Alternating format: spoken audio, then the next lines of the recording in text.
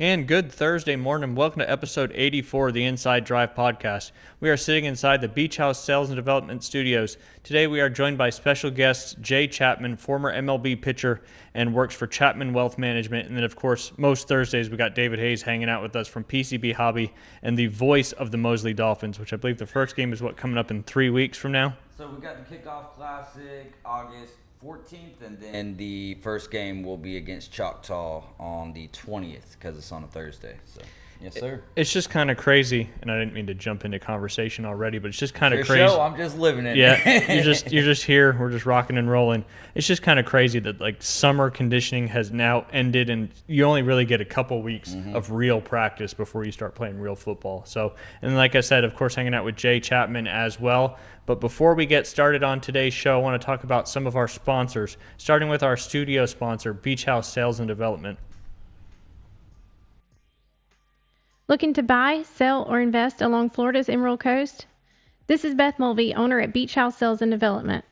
Our boutique brokerage specializes in waterfront homes, luxury properties, condos, investment opportunities, and new developments throughout Panama City Beach, 30A, Bay County, and Walton County. Whether you're a first-time homebuyer, a seasoned investor, or ready to sell your current property, Beach House provides concierge-level service every step of the way. Visit beachhousesalesfl.com for more information or give us a call at 850-919-3500 and let Beach House help you find your place on the coast. All right, quick shout out to the official juice of the Inside Drive podcast, Juice and Sunsets. Looking for a fresh start to your day? Then you've got to check out Juice and Sunsets. Their cold-pressed juices and wellness shots are made with fresh, local ingredients to help you feel your best. And if you're headed to Rosemary Beach, stop by the 30A Farmers Market every Sunday from 9 a.m. to 1 p.m. Grab one of their amazing favorites like Island Greens, Orange Oasis, or Watermelon Waves. At Juice and Sunsets, it's about more than great juice. It's about community, gratitude, and living well. As they like to say, come sip, enjoy, and be blessed. Juice and Sunsets. Healthy, never tasted so good. Our previous and soon-to-be future athletes of the week are brought to you by American Charlie Grill and Tavern. Before it was the beach, Panama City Beach was another small town. And that's the spirit at American Charlie, your neighborhood tavern at the beach. Familiar faces, smiles and hellos from the employees, a menu that steps it up, and daily specials. Locals who gather at happy hour or to watch the game with family and friends and leave with a see you soon. American Charlie, a neighborhood tavern with plenty of parking, located by Rocket Lanes and Firefly, in the shops at Edgewater. And continuing with the shops of Edgewater, if you're looking for a place to get fitted for a new set of golf clubs or retrofit for your current set of golf clubs, there is only one place to go, and that is Golf Plus Panama City Beach. Are your golf scores going up, not down? Struggling to find the sweet spot and wondering why the putts won't drop? Golf Plus has the experience you need to get your game back on track. Over 40 years of experience to be exact. And we have all the brands you're looking for, like Callaway, TaylorMade, Ping, Titleist, Mizuno, and more. Our repair shop turns out high-quality work in record time, and our store is stocked with all the products you need for your game. Our custom fitting process has been recognized in Golf Digest and Golf Magazine, and our technology is second to none. So if you're tired of blowing up the bunker, looking for lost balls in the woods, or dragging around your garage sale find golf bag, then Golf Plus in the shops at Edgewater is your new golf store. All right, before we dive into our official conversation today, I do want to give a shout out to Team Dynasty. We tried a little different format with Southern Elite Sports this summer. I appreciate Brent Dillon trying to kind of mix it up a little bit. It was not your traditional flag. It was 7-on-7, but instead of one-hand touch, it was flag pulling. So it was kind of a cool combination of both of those. But we finished the season undefeated. We had to play 4 games on Tuesday night because our last 2 regular season games got postponed because of the little storm that came through. So we played 2 more regular season games that we got the win in, and then we played our semifinal playoff game because we were the number 1 seed, and then we played the championship game basically under the lights, or under generator lights, because all the lights at Frank Brown don't don't work right now. Oh, wow. So those y'all are playing out of Frank Brown this year. or excuse me, Frank Nelson. Okay. I don't know why I said Frank Brown because it probably just was whatever was in my mind. But big shout out to the team. They just played so well on Tuesday. We lost all 4 coin tosses and went down on the first score of the game, all 4 games, and then came back and won all the games pretty, I don't want to say handedly, but convincingly is the right word. But I want to give a shout out to Carter, who was a new player on our team. He joined our team for the summer, and he made a huge catch in the championship game. It was third and 15 to go, and Liam just stuck one right in his chest over the middle, caught it, got first down, and we went on to score either on the next play or the play after that. But Miles and Taggartfish were running. I think Miles probably had in those 4 games, not exaggerating, 8 or 10 touchdowns, and Liam was dropping the ball right when he was breaking on the close corners. It was just so much fun to watch. All the parents were just having a great time out there. Even if he came out, I don't think he could see anything, but he was out there supporting Liam for sure. So just another big shout out to our team dynasty. That's why I'm wearing my shirt today. Of course, the sticker on the back of my water bottle. And I was talking to Jay before we got started on the show today about Jackson Coylan. I want to have a quick discussion about him, but before we do that, I want you to know what all he has kind of done. So let me pull up his accolade thing real quick. We don't got time to talk about Auburn golfer here. Come on, you want to talk about how Alabama's recruiting classes are just absolutely trash now? Yeah, we can talk about that. We can talk about Is that true? They're really starting. I think this next year's recruiting class is the first one in however many years that it's not in the top 10. Yeah, we got time. We got time. Yep. It's a different world out there, damn transfer portal. Yeah, there you go. But definitely, I think it's been evident that it's started to slide. In fact, I just saw a thing about Jeremiah Smith, the great receiver there at Ohio State, how he wanted to play Bama, but Saban never recruited. And so once Saban did, and he was just like, yeah, I'm not going over there to play for Kalen Moore. You know, could you imagine having Ryan Williams and Jeremiah Smith over there at Bama? That would have been nice. But either way it goes, we lose a goat like that, there's just going to be regression. Yeah, and hopefully, I'm sure you guys will be back up on the up and up here sooner than later. Hey, just so you understand his college career that Jackson Coylan had. He was the SEC Freshman of the Year in 2024. He was the first player to sweep all 4 collegiate awards: the Haskins Award, which is like a Heisman for college golf, the Jack Nicklaus Award, the Ben Hogan Award, and the Bill Nicholson Award in a single season. Won all 4 of those back in 2024. And then he was the 3rd men's golfer to win the Ben Hogan Award twice, 3-time SEC Conference Player of the Year 24, 25, 26, and only the 2nd golfer in history to win 3 consecutive SEC individual championships 24, 25, 26. It's impossible to win 3 tournaments in any kind of golf league. To do that in college golf, which is extremely competitive, it's just pretty crazy. He broke the all-time NCAA career scoring record at 68.89. That was to be almost 2 strokes under par. It's pretty crazy. He won the 2024 and 2026 national championship team titles with the Auburn Tigers. So just wanted to kind of tee that up for you before I ask you guys some questions that you may not have an opinion on. Is Jackson Coylan, as we know, he just won the 3M championship last weekend. Held off Scotty Scheffler on Sunday, who shot 63 and didn't make a single bogey on Saturday or Sunday in the golf tournament. So is he the next superstar to emerge in college golf? Hey, what does he? I know he's like fastest off the drive of the ball, iron player. What does he? Does he do something that's measurably better than? Obviously, he does something that he crushed it was. He's very consistent across all of the driving iron shots, and I think putting is probably where he putted unbelievably at this golf tournament. And I attribute that to playing so much successful golf. I think going from high school to professional golf is so hard because you don't have all that pressure tournament situation like you do in college golf, especially at one of the best programs in the country. But his putting at 3M championship was, and his strokes gained putting was 6 or something like that, which is a huge number. But it's like what centimeter in college relative to the PGA Tour. Is it a major difference? Or? It's not a huge difference. So they still pretty. Yeah, college golf courses are just as hard, if not harder, and set up very similar to conditions like especially when you've been in national championships so many times. But you guys think he's the next superstar to emerge for college golf? Obviously, already to emerge from college golf. I mean, who was the last superstar to emerge from college golf? Would be Bruce Koepka. I mean, he's probably had the most success, but guys like Big O'Bear, Nick Dunlap, and now potentially Jack Copeland. Rick Joplin was at Oklahoma State, right? Yep, and I think Ludwig to Texas. He did. That was Justin Thomas, Bama. There you go, you got your Bama. Ludwig O'Bear, who had not won a major tournament, but had won several times in the European and PGA Tour. He went to Texas Tech, if I'm not mistaken. And then you had a couple guys come out of Florida as well. The names are escaping my mind right now, but you had a lot of guys come out of college that have had success on the PGA Tour. Billy Horschel from Florida. One of the things I'm interested to see with Speed had a lot of early success too, and then it's kind of just so I wonder. But this guy seems to have a very decorated college career. Yeah, he don't just do this by accident. He knows how to win, and he proved that on this past weekend. Is that like a quasi grand slam for college, winning all 4 major awards in a season? That's when it's never been done before. I'm sure that is. You probably did that for sure. Yeah. Also, yes, he's the next superstar to emerge from college golf. Like the point that Jay was alluding to is how hard it is to maintain success. I mean, maybe this is just as a casual fan. Is there a superstar in golf? I mean, McElroy. Scheffler probably. And that's what's so impressive is you had Scheffler kind of chasing Jackson. He kind of got out ahead, and he never really wavered. He just was so consistent and was making 15-foot par putts when he had to. Did not make a single bogey on the weekend, which is insane. And then you have Scheffler breathing down your back and shoot 63 on Sunday, and you shot 65. And he had like 4-stroke lead going into Sunday. Yeah. You can see like typically in golf tournaments where playing with the lead actually gets some people. It's hard, especially people get mentally. They play not to lose. Yeah, which is not a good way to play right. golf. When you're playing to try to win, come from behind, you can be a lot more aggressive and not do it as much. I hate any sport where you're playing college football, you're playing not to lose, and all of a sudden you just give up a couple quick touchdowns. But we see the ending all the time in NFL and college. You play that prevent defense, which really doesn't prevent anything. You just give more space on the field. You can see got the race. I've seen Roy McIlroy completely collapse 3-4 footers. In time for the US Open where Bryson came and won. I feel like Roy lost that one. Bryson won that one, but that shot bunker was pretty fantastic as well. Does immediate success prove elite college golfers are more PGA Tour ready than ever? Like, because we've had college golfers before, but now you're starting to see them come onto the tour and have success very quickly. Obviously not as quickly as Jackson Coylan. I think it's 22 days into a professional career, he won his first tournament, which would be nuts. With access to like everything that the pros have, everyone has access to that. So I think that now that you're getting that at a more consistent level in college, does that play a role? Because I have no legitimate answer. I carry no weight. Well, I was going to actually say it's more measurable now. So like you guys like off of the analytics, you can kind of say, well, as far as them, I've whatever the analytics say, like baseball too, is like less subjectivity. You're like, who's ready? It's like, this guy, they're right. And you see like Alabama, Auburn, Florida State did a few years ago. Florida's in the process of doing it. They're completely renovating their golf course, their practice facilities, weight room, all that stuff. It's just so much better than it ever used to be. I know like Seminole Legacy over there at Florida State, they can set it up to over 8,000 yards. Oh, wow. And it's just they're making the golf courses at these universities now so difficult that anytime they're playing a tournament, they're ready to go because they've seen those conditions. They can get the rough on, they can make the fairways narrow, they can get the greens really set up. So I think that's a big reason why you're seeing a lot more success coming right out of college onto the PGA Tour. And then where do you guys think this ranks among the quickest rises from amateur to PGA Tour champion? Is anybody won their first start? I mean, she's only third, right? I know Lottie Wood, she's in the LPGA tour. She turned pro from Florida State. She won her first ever professional tournament with us. We got a chance to interview Lottie Wood on the radio show one time. A couple days after she won the National Women's Amateur, which was pretty impressive. I mean, I feel like winning your third PGA start with the field that was there, like that seems to me to be one of the best kickoffs to a career that you have. Yeah, and you start to see a lot more different names, younger names, like Tricky Otter to the world and stuff like that. You're seeing kind of changing the guard, so to speak. Obviously, Scotty Scheffler is leading everything right now. We're not really still playing the legal golf, definitely getting up there in age. These players like Ludwig, Goldberg, Nick Dunlap, and now Chapman, are we entering a new era where young stars can almost win immediately? I could just kind of touch on that, but what you guys want to say about it? Yeah, what's kind of weird is too. I mean, I think obviously having like minimal statistics on like where my game is relative to other people like the top. That's what helps. Like, gives you like confidence, right? Like, I do the same thing. You know, to even like raw analytics, because just guessing that you're as good as someone else, you know. But now it's like, I hit the ball as far as my smash factor or whatever. That they're like, no, I'm as good as this guy. And like, look, it's on paper now. Each one of your ears totally different. But knowing that your skill level is there and pairing the mental game with that, how you yeah, because like a lot of times, even obviously I'm good at cross baseball, but just feeling like you belong is a major hurdle to get over. That can sort of free you up to go play. Like a lot of times you get up there and you kind of aren't sure, hey, do I actually belong with these folks or not? And when you like can basically just look at concrete data and say, no, this guy belongs here. All right, let's go play. I was just so impressed. Every time he was faced with an opportunity to get up and down on the weekend or have him make a 12 to 15 foot par putt, he rose to that occasion. He made I think it was like a 15 foot putt on 18 to save par. He didn't need to make it. He had a 3-shot lead at the time. But still made that, which was just unbelievable. And then, obviously won a tournament. You're locked in if you're knocking out 15 footers for par on 18. Yep. And didn't really need to make it. No. Because how many people just lag that putt? Probably a lot. Yeah, just to get it, like tap in, take a bogey, still win. Yep. I was ready for me. I'm not going to finish with par and not get the bogey on the weekend. Obviously, I think it was like $1.53 million. He won exemption for 2 years on PGA Tour. He gets into Augusta National next year, gets into Masters next year, and I think all the other majors next year as well. So like he's in it, because he knows they have the playoffs, which start I think not this week, not next week, we got that, maybe next week, I'm not sure. But his FedEx Cup's in. He's now 70th on the FedEx Cup standings.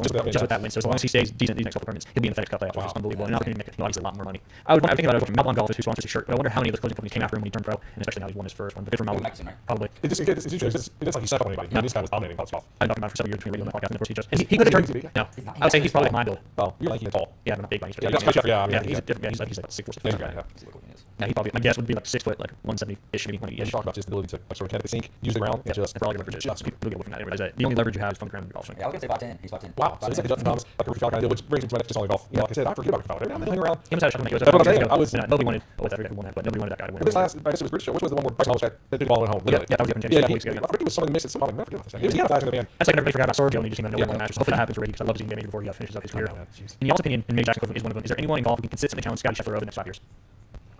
Probably for Rory McIlroy. I mean, Rory is probably. Yeah, for me that'd be the same answer. Again, I don't. Hey, let me ask you a question, because I'm aware that the big ring to somebody. What are they doing? Live shut down? Yeah, I think after this year's done, but they have to do a 1 year suspension before they can get back on the PGA Tour, unless they waive something. Because there's guys that coming back from that, John Rahm. I think John Rahm, Patrick Reed, John Rahm are already, I think, coming back and serving a 1 year suspension. I think you have have 1 year suspension right now while playing. But John Rahm has only played majors.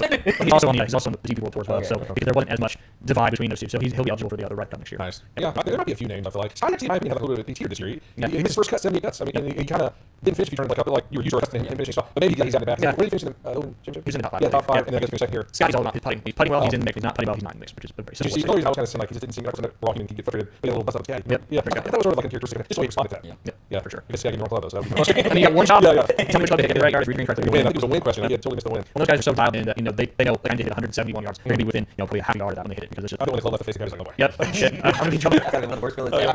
You're relying on someone else to make your choices. But everybody works with the caddies a little bit. Some of them like trust them wholeheartedly. Some of them just want the advice and then confirmation. I love when they do like the interactions that they catch on the microphone. You can say like, yep, that's good, you got it. And you're like, okay, and then they just swim away, and it's usually pretty damn good. I'm gonna jump into some MLB discussion where you guys probably didn't talk about PGA Tour golf and college golfers. I want to just go over these standings real quick. I know last time, I think 2 weeks ago, we were both on the Braves were kind of sliding and seem to have got it back a little bit better. Yep. On the AL side, I think the Tampa Bay is leading the East. The Chicago White Sox are leading the Central. That's insane. You played 12 innings last night. Oh yeah, they were down, right? Yep. And then the little air over there at third base. When we talked about, I love that kid, bro. When we talk more about, it's a great game, great baseball name. Does it work, Howie? More common. Okay, Quick, yeah, while we're on this, I thought it was interesting. Last time I watched that game, honestly, the Astros down second or whatever. They bring Yarbrough, Yankees do. 2 pitches. They sack the first pitch, sack fly, second pitch, game over. Like crazy. Like, it's amazing how like they didn't throw a ball. 2 pitches last game. Yeah. Second sack fly, game over. Run on second, big deal. Like I said, the Rays are leading the AL East. They're game and a half over the Yankees. Chicago White Sox are game and a half over the Guardians, and the Texas Rangers are leading the AL West. 2 games ahead of the Houston Astros. And then the NL side, the Rays have a 6-game lead over the Phillies, which I think was when you guys were both last on was half that. So play, and they're only 3 and the Phillies are 3-7 in their last 10. The Rays are 6-4. There's your difference right there. The Brewers are leading the AL Central over the Cubs by 6 games, and then of course the Dodgers are leading the out West over the Diamondbacks 11.5 games. That one's over. Yeah, that one's over on opening day. So Dodgers are building something special, man. Well, and you think they're gonna get Tariq Skubal? Yankees or Dodgers, but the Braves have a chance. The Braves have a chance. They just don't normally make those type of. Yeah, it's a huge flash. Is probably the more likely candidate, but. I mean, I remember looking at the All-Star lineup, like it's like just the Dodgers. That's just Dodgers and Yankees jerseys. Probably the Dodgers could probably beat. Yeah, I mean, it's embarrassing over there. They got Skubal. It would be.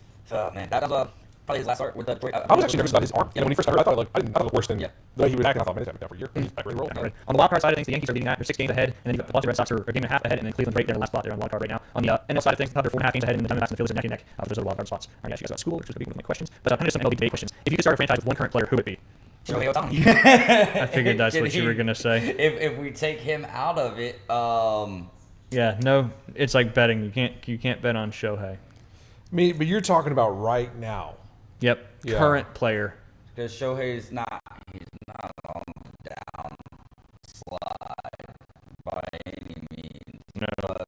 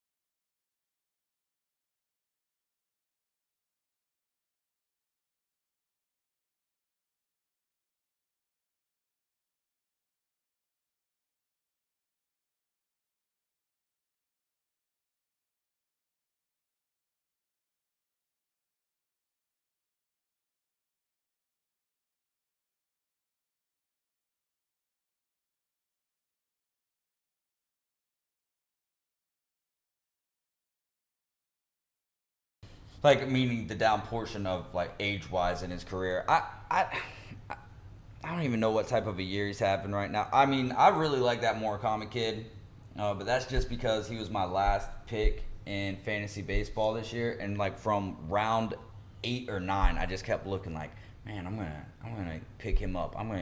That doesn't mean anything. You can get the contract, but you still have to perform.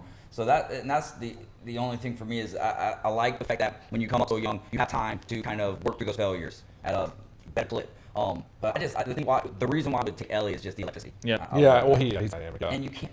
In today's age, anyways, it's hard for me to. I want to build a franchise around a pitcher. You know, like like look at Spencer Strider. They tried to do that, and he's had nothing but arm problems since. Really, Skeens has already kind of started to decline a little bit. Like you get about 2 to 3 years of really kind of. There's not Justin Verlanders anymore. There's not Matt Scherzer, man. Scherzer's right there. I mean, Is it fair to compare to like a running back in football? You're gonna get 2 or 3 peak years, and then just you start kind of declining a little bit from there.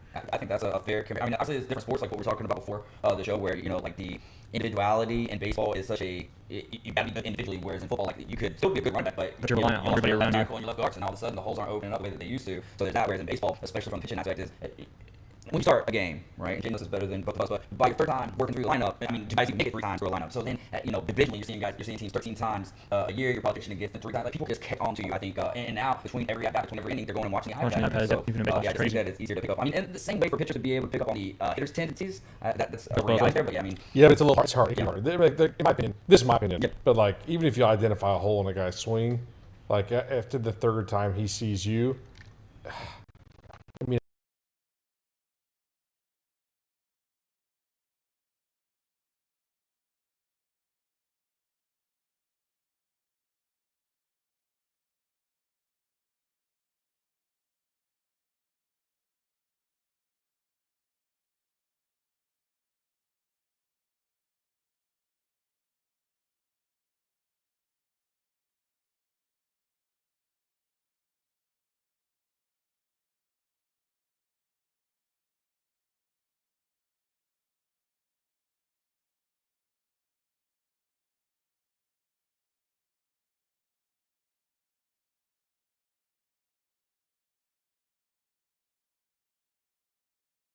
Darvish or something. Yeah, right. You do it, yeah. But it's interesting because the game today kind of values things differently than when I came up. That's why Freddie. I'm not just talking about him specifically, but he checks a lot of boxes of like still hits for average, but does the OPS and has juice and But nowadays, like you look at the Schwarber who like hits 130 or 180 or whatever it is. But he hits a tank every other time he hits. Yeah. And so, like, they kind of, like, allow... Like, in my, coming up, not saying that Schwarber wouldn't play, but it would just be... you'd have to do a little bit more, I think, on the average side. All right? They get the OPS is the big metric. Now, like, as a matter of fact, if you look at the TV, when they put the stats up, they don't even put average first. Yeah. They put OPS first. On base plus slugging, right? Because they want to... Yeah. And so, it's a little different. But, because when you think about building a franchise... like back in the day, there was those like Harper was like a no-brainer. Yeah. 19. So maybe the Connor kid is kind of like him in a sense because he was 19 or he is 19. But I don't know, man. I would have to probably take a guy that's done a little bit. I don't know because Acuna is 28. Man, are you getting a little? Yeah, it's wild. Maybe the Michael Harris. I've heard a lot of people say they love Michael him, Harris man. in center field, and he's a young guy. Mm-hmm. And electric.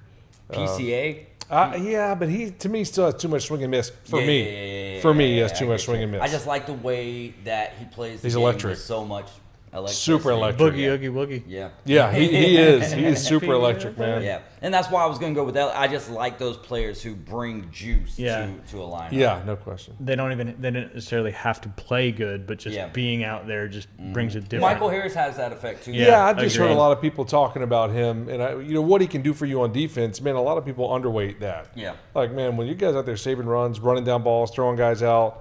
That doesn't typically slump, even if the offensive side and his speed, he's still on bases. So and it can bring your bat back around sometimes as well. Yeah, for sure. Was that Acuna throw the other day? Was that AI or was that real? The one where against the Yankees, that was like 3 or 4. Oh, okay. No, because where he threw it all the way from the warning track to third base. Yeah, that's a real throw. Oh my God, that's a reason why you're on in the season. You talk about him like I mean, he's just his tools are incredible. Yeah. Yeah, that was if nuts. it wasn't for, and if I wasn't a Braves fan, I probably and there's no disdain, absolutely. I got you. You're but good. it's just like, dang, man, like every year. Yeah. Something's happening. Yeah, and then the one year that you, well, when you did get injured in 2021, we still, like we won without you. So it's almost like, But that was again Freddie Freeman. But like you take Freddie Freeman out of that lineup. Yeah, that's something. Well, and see, like back when I kind of was coming up, I mean, those like the Chipper Jones and those guys, like, man, like they did so much more than just show up on the page as numbers for the organization. Yep. You know what I mean? Like clubhouse guys. That's right. Yeah, and there was a presence, like they're the guy that's leading me in the battle, so to speak. And so that's what I'm saying. When you're looking to start a franchise with someone, you kind of that's why there's a lot of factors. Yes, it's not just the numbers. I mean, we want a guy that you can really be the capstone of our team. It does so much more than just the paper stuff. Yep. The on-paper stuff. So, all right, who has the best ballpark atmosphere in Major League Baseball in y'all's opinions? This is not like kind of recent. In my opinion, honestly, to me, this is not biased. I mean, this is, I think, documented. I mean, Wrigley Field is incredible. Yeah. It's like unbelievable. It's like a big Right? party. But what St. Louis has started doing, they start with the shirts off, like that seems really fun. Yeah. One of my buddies is a big Cardinals fan, so he always sent me those videos. Yeah. When it first, and then it kind of started going up. Yeah, I've seen Phillies doing it. Yeah. I've seen Phillies doing it. See, I'm not huge into baseball, so I'm kind of outside looking at that. I would think it would be Chicago or Fenway, Wrigley, or from what I understand now, I don't know what their ballpark's name, but Philly ballpark. Any Philly sport always seems to be extremely rowdy and a crazy atmosphere. That's why they got to get honorable mention just for the Well, way that they treat opposing fans. Well, and the Yankees, I mean, they're really rough. We have, you mind a quick story? Sure. Guys on BP, I was listening to Stockman. He got some cups of coffee in the big leagues with the Braves when I was a young buck. And he was telling me one time he went to Yankee Stadium, and it's like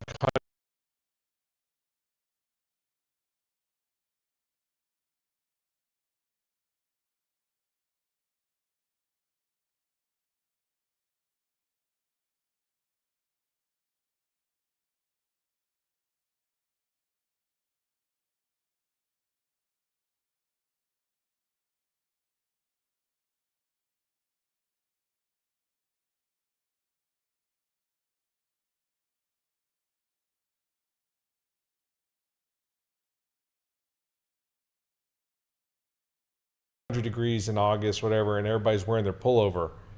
And he's like, man, what's going on here? Like, why is everybody wearing it? It's hot, And he said, so he walked out with his jersey. And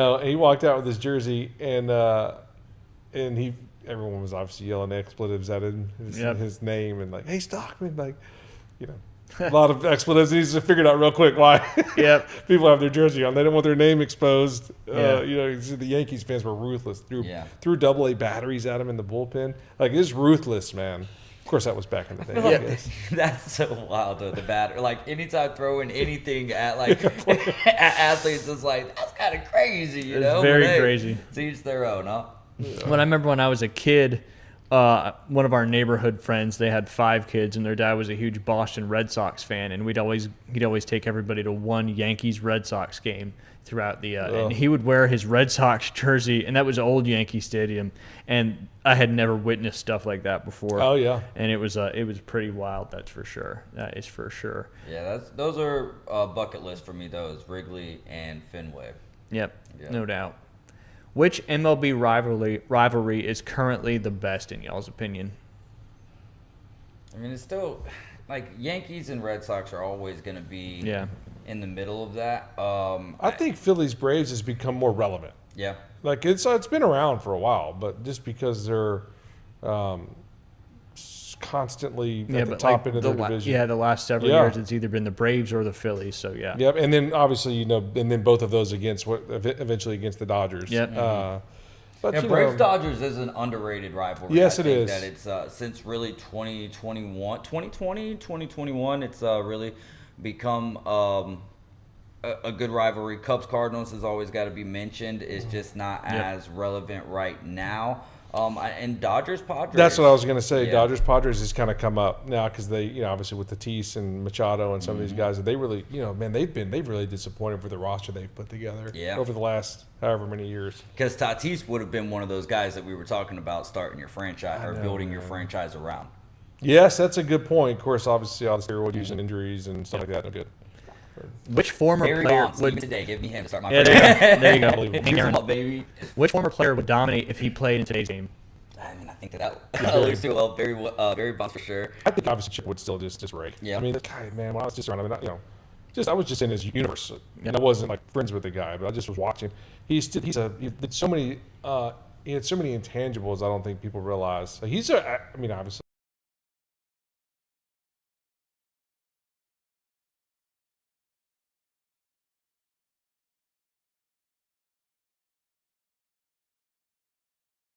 just came out of high school, so not like this Ivy League educated guy. Very sharp, intuitive guy, I think, for what pitchers were trying to do. And he's had a really good understanding for the game. So I think that he would go right in and dominate. And Velo didn't seem to bother him. Yeah. You know what I mean? Like he would, because nowadays you have to bake that in because the velo is everywhere. Yep. And so, yeah, probably Chipper. What's more valuable in October, power hitting or small ball? Well, they don't use it, but I mean, I'll always take small ball. I mean, look at all of the teams who have led the league, or led the league in home runs in the regular season. And then when you get to that, I mean, because I feel like pitching becomes of the utmost importance when you get to the postseason, regardless if it's starting pitching going 7 innings or if you're throwing a bullpen game, whatever. I think that pitching just becomes extremely important. And the long ball, when you rely on it, it's nice to have it, but when you rely on it, like the Braves did in, 2023 or 2024, I think 23, you get to that portion of the season, if the bats ain't clicking, then you're going home or to Cancun, wherever. The golf course. I agree. I mean, there's a lower percentage anyway, just off. Yep. That you're gonna hit a bunch of long balls, Absolutely. And then also like I know it seems like, and you've seen this in majors with golfers and stuff. Like it's hard to believe they can do it, but in those playoff games, postseason, the guys raise even their level. The pitchers raise their level even more. I mean, I know the hitters do as well, but I mean, like it's impressive to watch. Even in the postseason, it's not just the same old game. I mean, these guys. I'm not saying that guys take time off during the season, but it's a 162 game season. Yeah, yeah. That's I mean, the easiest sport. You might catch somebody on a day where he's whatever, but in the postseason, that's not happening. Yeah, you're locked in every game. Oh yeah. I would add one to that, which kind of fits in with small ball, but base running, stealing, base run, just being smart on the base paths. I mean, that can save you or gain you so many runs along the way if you're not taking extra outs along the way. No doubt. Which team has the brightest future over the next 5 years? Dodgers. Yeah. I shouldn't even ask that one. But since their future is already so bright, what the White Sox are doing, the fact that they're even leading a division, they won 20 games last year? Yeah, I was very surprised to see that. The turnaround. How they've done this year. Ridiculous. Yeah, and they've got, Colson Montgomery over there, as I keep mentioning, Murakami. They've got... Get you a Murakami jersey. Yeah. I mean, I don't... Sure, I'd wear it, but I just...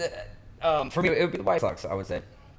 And one team that should be in this conversation is the Pirates, but they just... I don't know why it doesn't click for them. Just doesn't seem to come to fruition. It's almost just like they don't care enough to really build. It's almost like they see the writing on the wall. Like, hey, we drafted Paul Skeens. Let's get the most out of him that we can while we have him. And then before his contract's up, he's going to be dealt to probably the Yankees. So.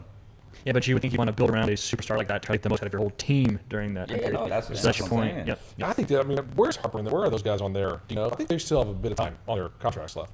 I think the Phillies roster is really good. Yeah, for sure. And they got the young ace and Wheels is dealing. Yeah, it's like Wheeler. They got, and of course Nolan's on the backside, but they got. I think the Phillies are until for 2031. Sure. Yeah, so that's it. Yeah, and that's what. Yeah, it was the next 5 years. So Phillies, White Sox. I don't know what I would say. I mean, the answer is still the Dodgers. Yeah. So Shohei Ohtani is not there. But just for me, and the Phillies is a better answer than the White Sox is because next year we could just see.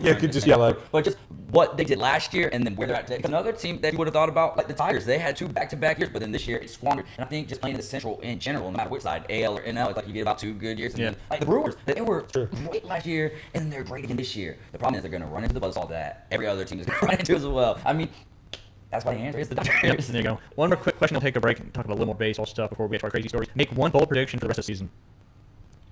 I'm going to say Shohei finds a way to win Cy Young and MVP.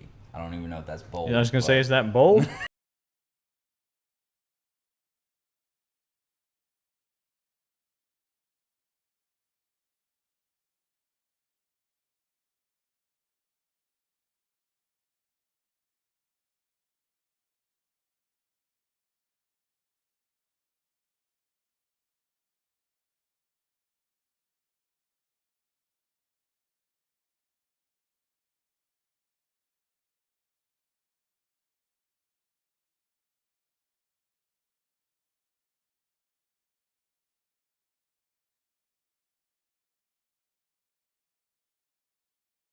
Braves as an organizational member, but watch them collapse 13 games in September. What was that? 2011. Yeah, that was Freddie's rookie year. He had to get settled in. I have some. And you were a part of that, dude. Like from the organization. Yeah, no, go for please. it. Go for it. No, and I don't know how widely dispersed this podcast is going to be. So it might be refuted. The better the better your stories, the more widely dispersed it gets. So I appreciate. I'm the having stories. like career year in AAA. Seriously, having the best year of my career, hands down. I'm obviously good friends with Venters and Kimbrel and all those guys. Right? We had Julio Tehran was in AAA with us. Randall Delgado, whatever. This is the year that Venters and Kimbrel led the major leagues. Both of them were like 1 and 2 in appearances. They both threw in like 80 games. Incredible. It's crazy. Like just their arms are just totally done. September's coming right around the corner. Venters texting me, hey, who's coming up from AAA? I'm like, just Tehran. And they're like, wow. Like they sent nobody up. 13-game collapse September. Yikes. And rumor has it, I'm going to call it a rumor. I pretty much know, but I'm going to call it a rumor that Chipper did not want to ruin the camaraderie of the clubhouse. They already had 13-game lead. When you bring guys in, it's your roster goes from 25 to 40. Yeah, it just feels like spring training. There's guys everywhere. Yeah. And he didn't want to ruin the camaraderie in the clubhouse. By the way, the arms in the bullpen are just gone. I mean, O'Flaherty, Venters, Kimbrel, Linebrink, all those guys are just red line maxed out. Yep. And they got no help, no reinforcements, and I was kind of like, good on you, bro. That's what you get for leaving us all down here. Yeah. No, but yeah, that was true. That's 13-game collapse, and they brought only Tehran came up just to get him around the team. He only threw twice, and but they brought almost no other arms. What a mistake.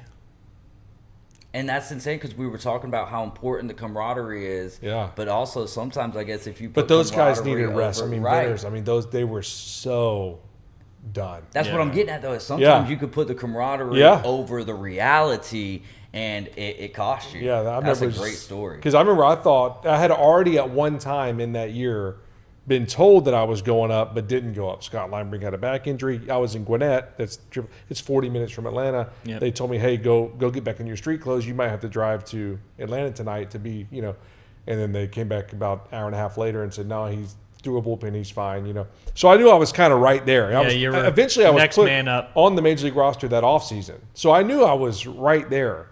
And I thought, man, if they call a couple guys up, like 4 or 5 guys out of the bullpen, I'll definitely be one of those guys. Yeah. And Chipper said, I want to keep the clubhouse the way it is and 13-game collapse.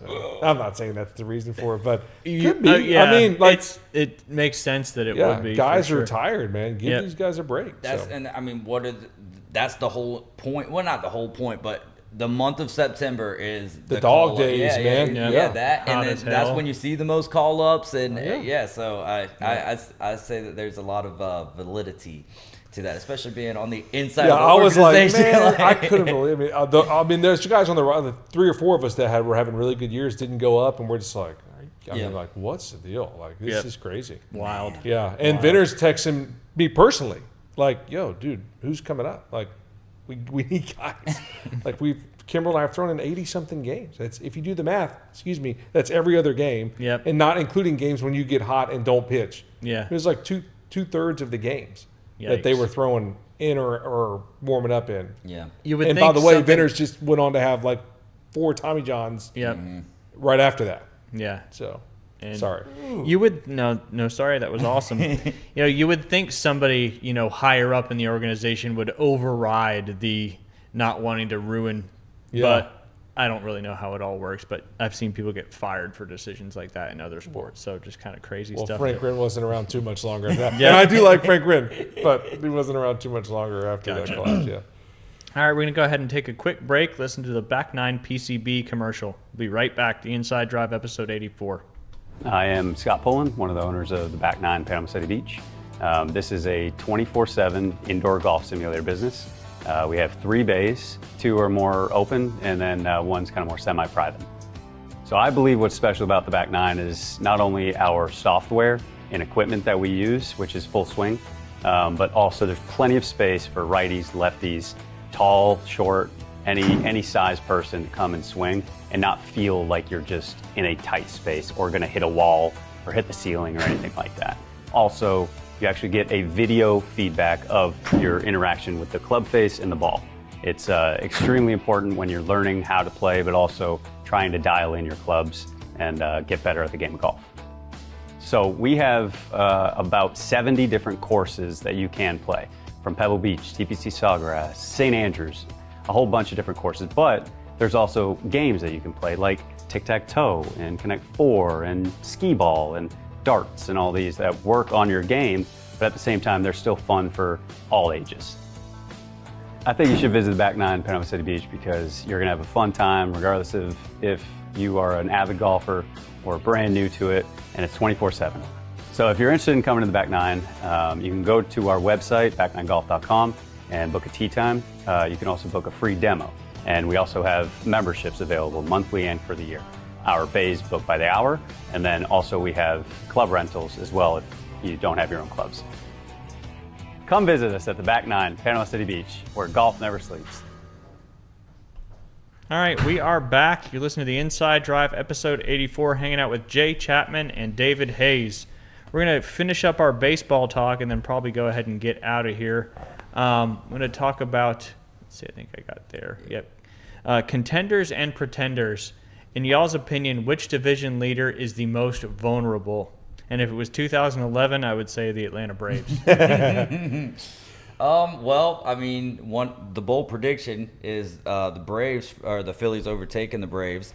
I think that nothing in the Central for the American League is like, as much as I've been talking about the White Sox, I like Cleveland's roster overall. And that's the second smallest lead. Yep. Yeah. Where is Texas relative to? Only a game ahead of the Astros. I could see the White Sox or the Rangers. Yep. Those would be my two. I think Milwaukee's safe. Chicago's playing good ball, but I think Milwaukee's safe and 11.5. Yeah. I know we just got to talk about 13. Could happen. That's a huge number. No, it was unbelievable. It was a historic collapse. Yeah. But what about the Rays and the Yankees? You think the Rays are very vulnerable with the Yankees only 2.5 games behind I them? could see that. I thought they had a little bit bigger lead, honestly. Yeah. Well, now, and the Yankees, got Cole. They're leading the wild card so much. Does that impact how hard they push? Obviously, they'd rather win the division. Yankees are I think every team wants to win the division. However, man, there's something about coming out of the wild card that just plays well in October. So, even if the Phillies were to overtake the Braves in that situation, I'm like, oh, look what the Diamondbacks did. Look what the Phillies did. The Blue Jays, I believe, last year were a wild card team and made it to the World Series. So, there's something about playing for your playoff lives that I think just translates well into the playoffs. So, but for me, it would be the White Sox, I think, because it just feels like fool's gold what they have over there. I'll go Rangers. Yep. Yeah. I like it. Stros, I mean, all their pedigree has been trash can work. No. Banging on a trash can. Doug Funny. Yep. Coming on a street light. Skeeter. Yep. Just clap. They don't. The cartoons are not. Ren and Snippy. Rock on in Life. One of my faves. That was a good one. I didn't even know all the subliminal stuff in those cartoons. Yeah, I watch it back sometimes. It's Yep. like even Rugrats. You're like, Yep. oh, golly. I have Rugrats. That's a Stuart Pickles, right? Yeah. All right. Which team is the biggest wild card threat on the AL side? You got the Rays, White Sox, and the Rangers, and now you got the the division leaders. I apologize. So you got the Yankees, the Red Sox, the Guardians, and then on the NL side you got the Cubs, the Diamondbacks, and the Phillies. Yeah, I would say they're the biggest wild card. I mean, the Yankees as well, but the Yankees could end up being the division short sooner than later. And of course, I would just love to see a Rays Braves World Series. That would be awesome. I'm going to the game if it ends up doing that. Yeah, those are your two locales or your two teams. And that would be so huge for the Rays. Oh yeah, especially with all their recent issues. Yeah. Which team is getting hot at exactly the right time? Man, I was gonna say the Phillies, but they did have a little bit of slide. Yeah. But I wonder if because the deadline, I wonder if these teams make splashes. Yeah, big moves, and that sort of changes the complexion of what we're looking at. Yeah, because if the Yankees get cool, and like you already mentioned, Garrett Cole's just now starting to get going. I think the Yankees have the highest potential to be the answer to that question. The Stros are 8-2 in their last 10 right now. Ooh. That's the best last 10 record. Man, how old is Jordan Alvarez? I want to say he's probably 31. Is he that old? I'm throwing out a number, honestly. Because he might be one of those guys you take up to start off. He's probably going to win AL MVP. He's 29. So I'm going to say, yeah. I knew he was somewhere there with Acuna. I felt like he was a little bit older, but. Yeah, he is a year. Yeah. They've been around long. Have they really? And Acuna's been, Acuna's rookie year was 2018. So that's 8 years. Yeah, that's wild. He's got a little gold card, huh? Yeah. Which playoff matchup would be the most entertaining, in your opinion? In my opinion, we're talking about divisional playoff. Whichever.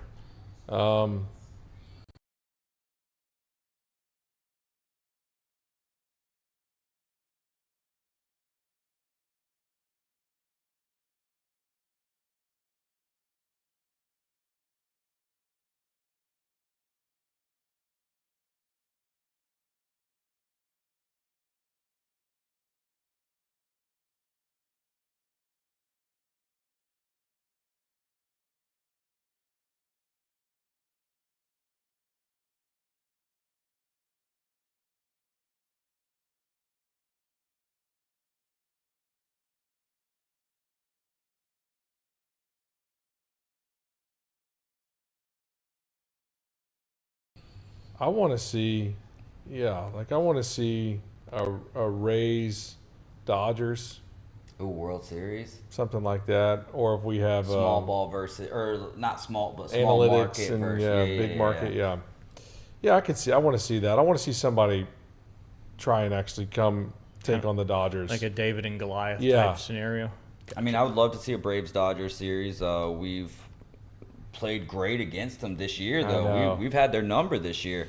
So Braves-Dodgers would be fun. I just feel like every time the Braves-Dodgers meet in the NLDS, it just never goes well. Except for 2021, it did work out. That's true. That's true. It did work out. But it doesn't work out often if you can remember the one. Yeah. You remember that one time? They seem to always be the buzzsaw. It's either them or the Brewers. Brewers in, like, if we're in the first round of it, in the wild card round, the Brewers seem to be like a pain in our side. I would like to see another rematch of the Brewers and the Dodgers, though. Just like the more Mizorowski, that kid, man, 102.7 the other day. Like, golly. He's unreal. Did you realize he's 6'7"? He's humongous guy. Yeah, jeez. He doesn't look that big to me on TV because you just worried about the velo. Mm-hmm. He's the guy that struck out the first 7, right? Yeah, he's. I'm like, when I looked at his, like he's 6'7". Yeah. Like, holy cow. So not only is he throwing at 103, he's releasing the ball from very close to the home plate. Yeah, it's just like, dude. What was Randy Johnson? Randy was like 6'10". Yeah. But he's a little low 3/4. Not that, still. The ball, that low 3/4 is like everybody else's normal. And I don't really care what anybody says, dude. That mullet, dude, that was scaring a lot of folks. That guy was just a savage-looking guy. Yeah, just intimidating right when you look at him. I was listening to Harold Reynolds talk about how his career changed after having a lunch with Nolan Ryan, and just Nolan Ryan saying, "Don't be scared to hit nobody," because like Randy Johnson would hold back because he like didn't want to hit people throwing as hard as he did, and Nolan was like, "I'm just slaying that sucker." And he did. He did. Yep. This is probably all roads lead to the Dodgers, but which team is built best for postseason baseball? All right, so outside of the Dodgers. Them, I think the Phillies is the next best. Yankees have, like, there's an argument to be made for them. I love personally seeing them fail year in and year out. That's nice. I think it's great for baseball. I worry about sometimes the staff with the Braves. I just had these staff questions. Like Elder, Elder to me, I love the guy. I mean, he's a regular folks hero in a sense, like, because he's just a regular guy. But I don't know, he's the guy you want. I'm just saying, when you look at stuff wise, if you want him starting game 3, you're like, oof. I feel like know what I mean? Where we've gotten a lot of our production from, even offensively, is just like, like the Baldwin kid, Drake Baldwin. Drake Baldwin won Rookie of the Year last year. No, he's a stud. He's a stud. Absolutely. But still, he's not the guys. Yeah, I mean, exactly. As far as, like Albies and Acuna and anyway. And Austin Riley, which has started to pick he struggled. up some. But gosh, he struggled. Oh, man. So, I think the Phillies is a good answer for that. I like it. Does dominant pitching still win championships, or has elite offense become more important? I think the dominant pitching, in my opinion, still wins, but it's changed. It's not a dominant pitcher. Yeah. Like, it's more staff oriented. By committee. Correct. Gotcha. Like, you can't just have a guy that runs out there and throws 9 innings, like the Schillings and Roger Clemens and Randy Johnson, those guys that were just horses. Oh, man, 2000 World Series. That type of game doesn't really exist anymore. Yeah. It doesn't. You get them every now. I think Trey Savage had like a good game in the World Series opening up last year, but again, I mean, no one. I don't even think he made the roster for the Blue Jays out of spring training last year. So, but those guys were like, hey, like CC Sabathia in his prime, where you're starting him on short rest because he's going to dominate. Yep. I still know that.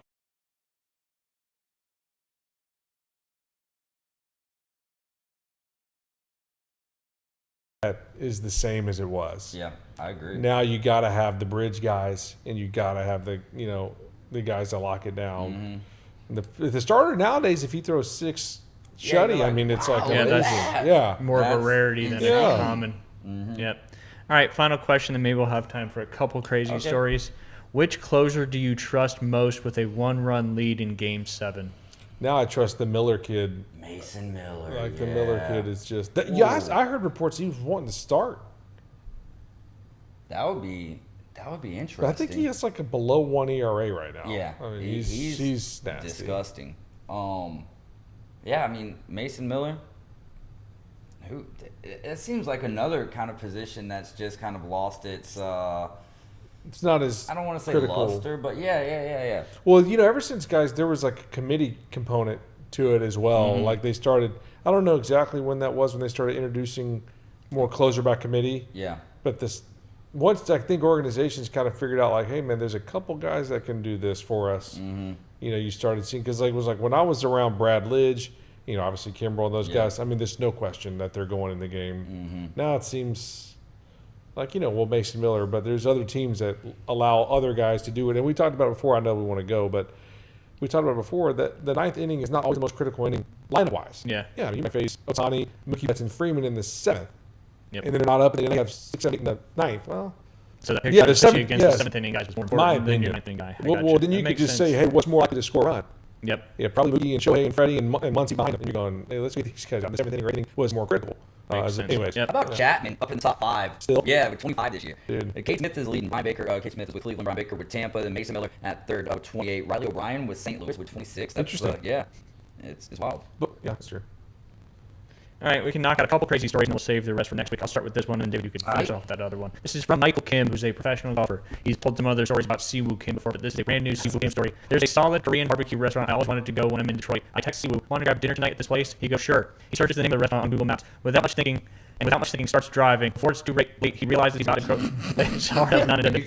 That makes me think of some of these stories. They used to have a Korean assistant pro and a very brash golf shop lady, and she would just constantly switch R's and L's and all that stuff. Again, before it's too late, he realizes that he's about to go across the U.S. border into Canada. There was a restaurant under the same name closer to him in Canada. He doesn't have a passport, just his wallet. He tries to turn back, but it's already too late. It's a one way, and there's multiple signs telling him he can't turn back. Kind of skips that little spot. Maybe it's not here before we know it's not. I don't know how to make this work. So, okay, he drives to the gate and talks to the officer. I'm driving to dinner with a friend. I came here by accident. The officer goes, okay, don't worry. Happens all the time, actually. But I can't let you go back, so you have to go across Canada and then talk to the officers on the other side. He drives across, waits in line for 45 minutes. He finally gets to an officer and tries to explain. He's super nervous, but tries to explain what happened. He points to his courtesy car and says, I'm here for the golf tournament. This officer is not sure what to do, so they drive the car to the side, calls another officers, then another, until there are 8 officers surrounding his car and talking to him and each other. They check his car for weapons, ask if he has any drugs or weapons, stuff like that, and then they finally let him through. Night ended with a nice Korean barbecue dinner about 90 minutes later than was originally planned. Never a dull moment for Siwoo. Thanks to the content, my guy, Mike Kinzali, posting Siwoo Kim stories. All right, David, take us home. All right. Ex-cheerleader arrested after locking her ex-boyfriend inside a batting cage and feeding in quarters until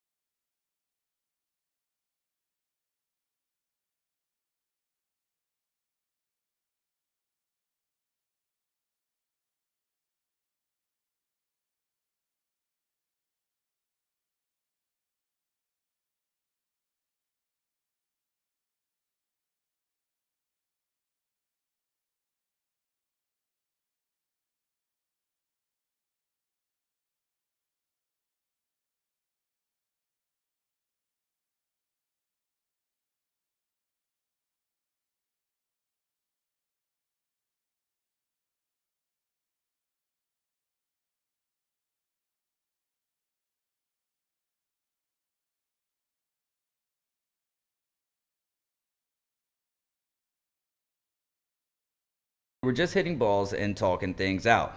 Had even brought his own batting gloves and a 6-pack of White Claw. According to the Sedgwick County arrest report, Brooke padlocked the cage with a master lock she had pre-purchased at Ace Hardware, fed in 168 consecutive quarters from a Ziploc bag labeled Growth Fund. Cole took 9 balls to the rib cage in the first 4 minutes. He attempted to surrender 7 separate times by waving his bat overhead. Brooke responded by yelling, "Swing at your life for once, Cole." She also played Carrie Underwood's Before He Cheats through a JBL speaker on loop. The teenage attendant was Venmoed $20 to please go on break. Brooke allegedly told arresting officers he said, "I was too intense, officer. Now he understands intensity. Now he has context." Officer Darnell Pickering told reporters, "I've worked custody disputes, bar fights, and one wedding. I have never witnessed a man take 168 fastballs as closure." The batting cage reportedly declined to comment, though. Staff confirmed the machine was still warm and emotionally exhausted when authorities arrived. Cole is reportedly bruised, hydrated, and rethinking everything since 2022. Brooke has received 3 marriage proposals and a tryout from a semi-pro softball team. Images and full story copyrighted TBC Viral Media. I don't know about the reality of that one right there. No, you could just move out of the way of the balls. Yeah. Right? No, she changed them. No, but you can still stand in the batting cage like. Yeah. You guys ever been to a batting cage? You would yeah, think it throws it right to down the one middle. side or the Yeah. other. Yep. You don't just get hit because you're in there. Absolutely. It's not a Happy Gilmore situation. Yeah. He's standing in front of It is satire, though. There's a little hashtag down there. That would be fun. It'd be funny, though. Yeah, that would be Could you good. imagine? And you could see that happening for sure. For sure. Oh. Well, gentlemen, I appreciate you coming on today. Always a pleasure. Yes, sir. David, we got you next week. Yeah. Yep. I know you're getting closer to football season. I know on the 20th you won't be there on August, but I've got Coach Mask from Mosley and Beth lined up for that particular show. That'll be fun. Jay, always a pleasure to have you on. Appreciate it very much. All right, we're going to finish with a couple commercials before we go ahead and get out of here. People are who build community. The self-starters, the friendly neighbors, the ambitious workers. And that's exactly who our members are. We're PCU. And with us, banking is made better. So whether you need a rewards checking account, financial products that assist with travel, easy business loans, or affordable auto loans, come see us so we can build the community together. Panhandle Credit Union. Banking made better. Let's talk about one of our newest sponsors, CK Secrets and Condom Knowledge. Whether you're looking to spice things up, find the perfect gift, browse unique lingerie, or stock up on your smoke shop favorites, CK Secrets and Condom Knowledge is your ultimate local playground. With 3 convenient locations, Jenks Avenue in Panama City, Thomas Drive, and Front Beach Road in Panama City Beach, there's always a store nearby. Stop in, check out their incredible selection, and let one of their friendly staff team members help you find exactly what you're looking for. Your secrets are safe with us at CK Secrets and Condom Knowledge.